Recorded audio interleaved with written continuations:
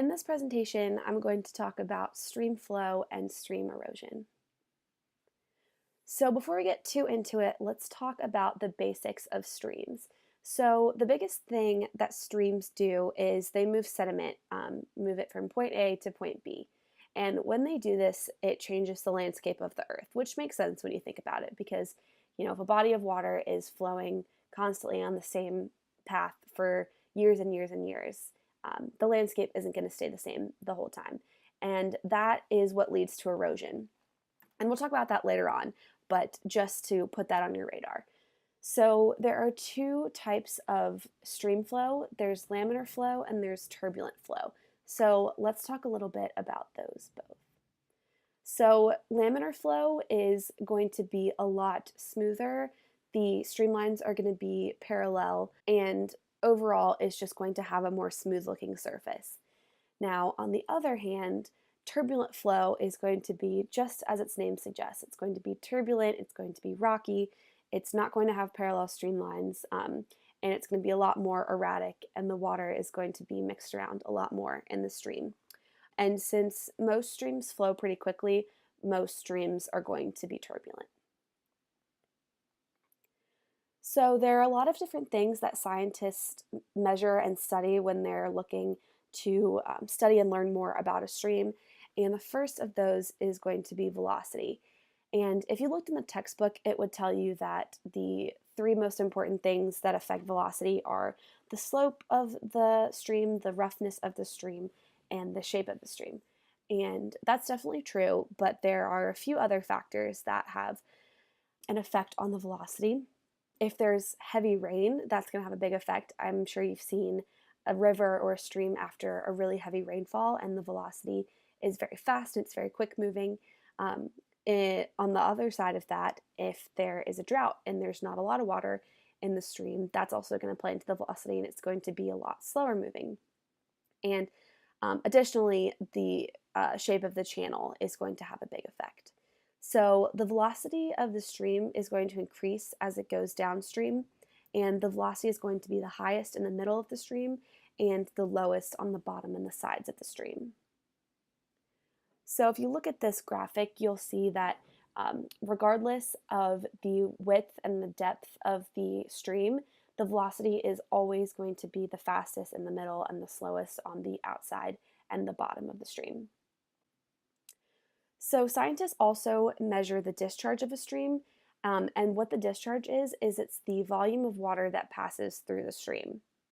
And this can vary also in times of heavy rain or heavy drought, which again makes a lot of sense because in times of heavy rain, the volume of water is going to be a lot more than times of drought when there isn't a whole lot of water that's flowing through the stream. So the way that scientists measure the discharge of the stream is by multiplying the cross-sectional area by the velocity. And what the cross-sectional area is measurements from multiple sections of the stream based on depth and width and height. And those are all taken and put together so that scientists can get a better idea of the shape of the stream, because not all streams are going to be the same shape on the bottom under the water. So that gives them a better idea of the volume that is of the stream. So here in this graphic, you can see they've divided the stream into different subsections so that they can measure them, and then they're multiplying that by the velocity so that they can see the discharge and see the volume of water that is in the stream. So now I've talked a lot about the basics of streams. So now let's talk about stream erosion. So like I said before, streams are going to carry sediments from point A to point B and carry them through the stream. And this leads to erosion because obviously if sediments are taken from point A, they are no longer in point A, and therefore the land around it is eroding. So something that's important to understand when we're looking at erosion and understanding it and seeing why there are different heights of erosion and different levels of erosion is understanding the base level. And the base level is the lowest point of a channel that can be eroded. And for most streams, this is going to be sea level because the majority of streams are going to empty into the sea. But for the streams that don't empty into the sea, the base level would just be the lowest level that they can erode to.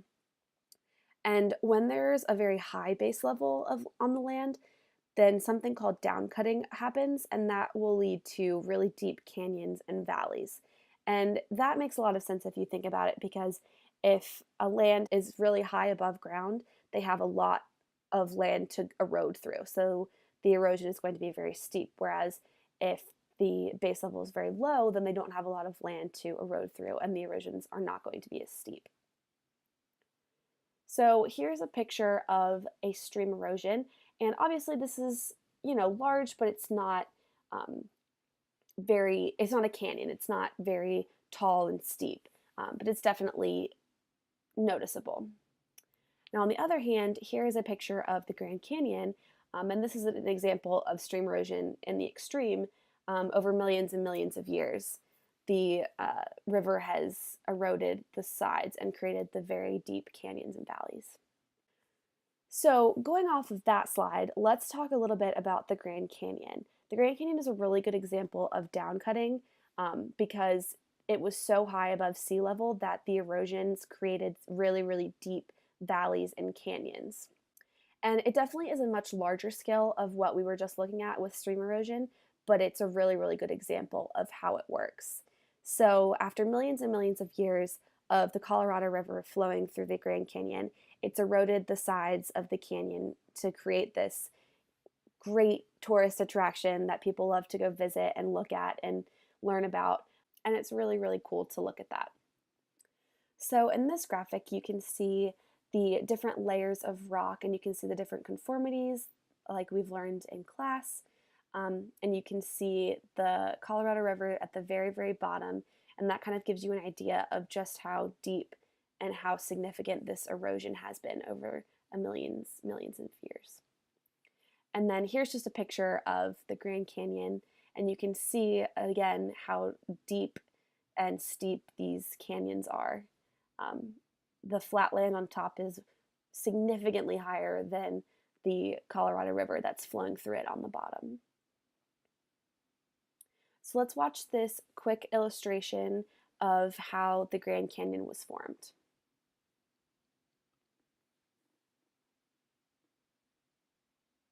So here you can see there's lots of rain that's causing really fast velocity of the river, and it's eroding away at the sides of the canyon and getting wider.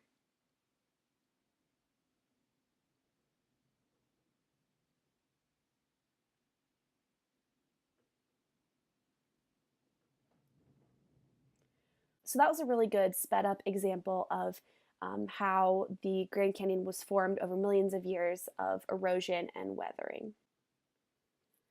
So we've talked a lot about erosion and how the Grand Canyon was formed. So let's talk about another effect of erosion, and that is going to be waterfalls. So the way that waterfalls are formed is that rocks at the top of the falls are very strong and they resist erosion. And the softer rocks of the stream are not as strong and they can't resist erosion as well. So over time, as the stream is flowing, the soft rocks are going to erode, but the strong rocks are going to stay put for the most part. And so after a long period of time, that's going to cause the waterfall to form.